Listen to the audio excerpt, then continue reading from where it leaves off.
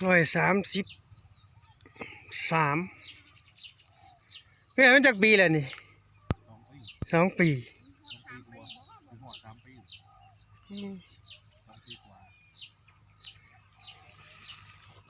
หาขายมาได้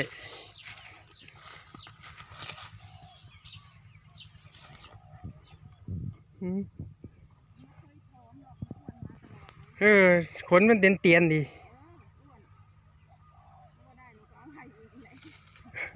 พอได้แล้ว140เงาหนามีเหนื่อยอยู่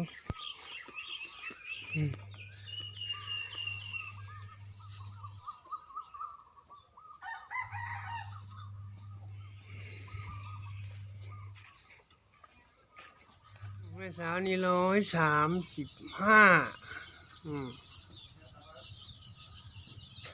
โอ้ยมืดนี่เช้าน้อย115โอ้ย125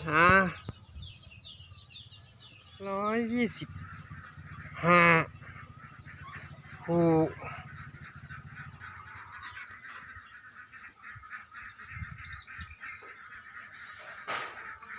ทำว่าย่ายบ่ขายย่าย8,000นั่นจอยเนี่ยว่าจะเอาไปใส่หัวหันนี่จอย8,000 บาท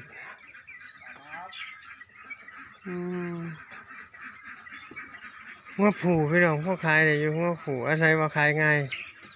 นี่หัวผูหัวอ้วนเนี่ยพอได้ขายจอย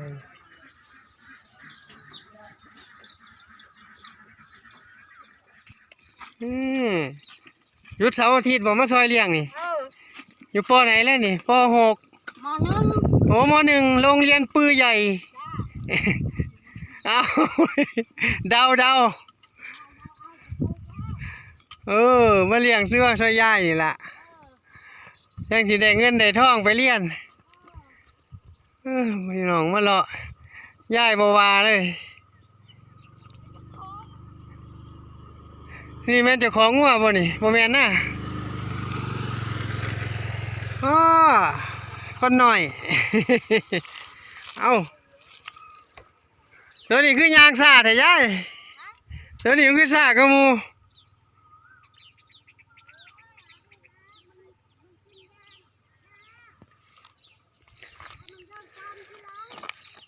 เมื่อกี้เนี่ยบ่แม่นเจ้าของงัวพุ่นดอกเนาะพี่น้องเจ้าของงัวมา2 เทื่อแล้วบ่พอเลยพูดมีงัวผูนำไปแล้วไม่เจอ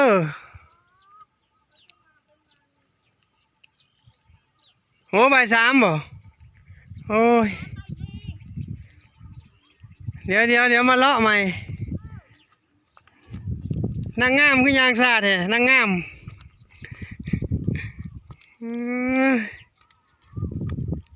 อ้วนพี่น้องมีเนื้ออยู่งัวใหญ่ยังสิคันมีเนื้อแน่สิไปเวียดนามก็ซื้อนะครับนะเนี่ยเขาให้แต่มีเนื้อแน่นะครับนะทำนี่เขาก็เอาแล้วล่ะครับนะ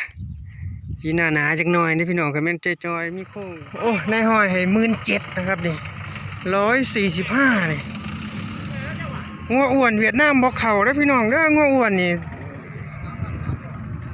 ซื้อขายกันหน่อยมากครับนะหน่อยแห้งงัวอ้วนนี่เวียดนามบ่เข้าบ่คือคักมีการซื้อขายกันแต่งัวผูกันนั่นนะงัวอ้วนนี่บ่มีนะครับพี่น้องเอางัวเข้ามาหลังจากนี้ไปอีก2 อาทิตย์3 อาทิตย์นี่นะครับเนาะให้เน้นงัวผูนะครับนะงัวอ้วนเอาไว้ก่อนพี่น้องเน้นงัวผูอย่างเดียวนะครับนะสิมีการซื้อขายตัวนี้เพิ่นยังให้17นี่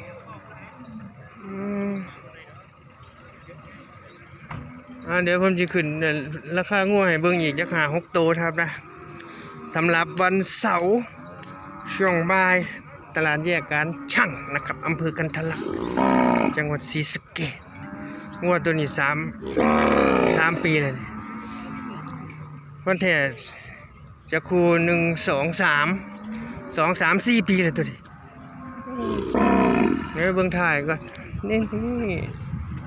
ให้ถ่ายนี่เถอะมันบ่ให้เบิ่งพี่น้องเอาประมาณนี้ก่อนแต่บ่เป็นใดดอกเบิ่งงัวอ้วนก่อนนี่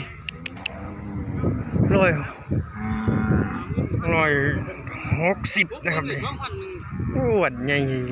อ่างเดี๋ยวใส่เบิ่งถ่ายมันเดี๋ยวเบิ่งถ่ายกัน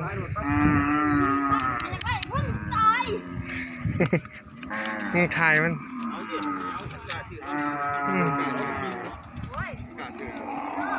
อ้วนใหญ่ทุนมันผมหูเลยพี่น้องทุนมันงัวอ้ายนะครับเบิ่งเพิ่นสิซื้อขายกันเท่าไหร่ขึ้นมาอยู่53แล้ว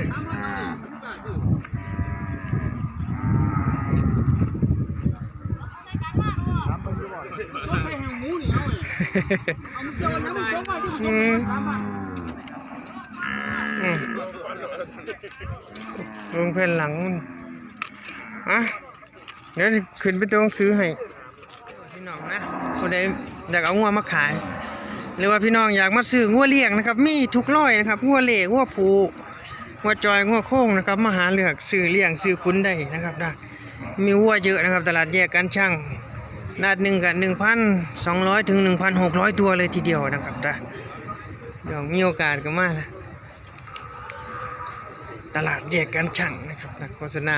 เจแล้วกันนะส่วนวันเสาร์นี่ก็ซื้อขายกันแต่เช้ามืดเลยพี่น้องนะครับนะจนหอด4-5 โมงเช้าเที่ยงพุ่นล่ะนะครับว่าหอดเที่ยงพี่น้อง4 โมงก็สิเริ่มถอยเริ่มไหว้แล้วนะครับนะมาวันศุกร์จะดีนะครับนะศุกร์นะครับมาชม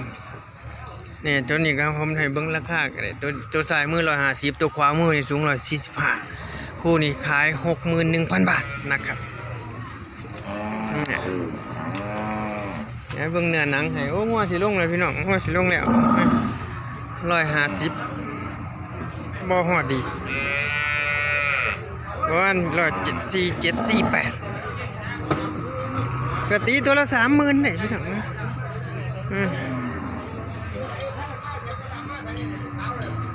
เนี่ยเขาตีคู่พี่น้องเขาตีคู่นะ145ตัวนี้โอ้พี่น้องย่านงัวดีเด้อพี่น้องได้ซ้ำนี่เด้นะครับนะคู่นี้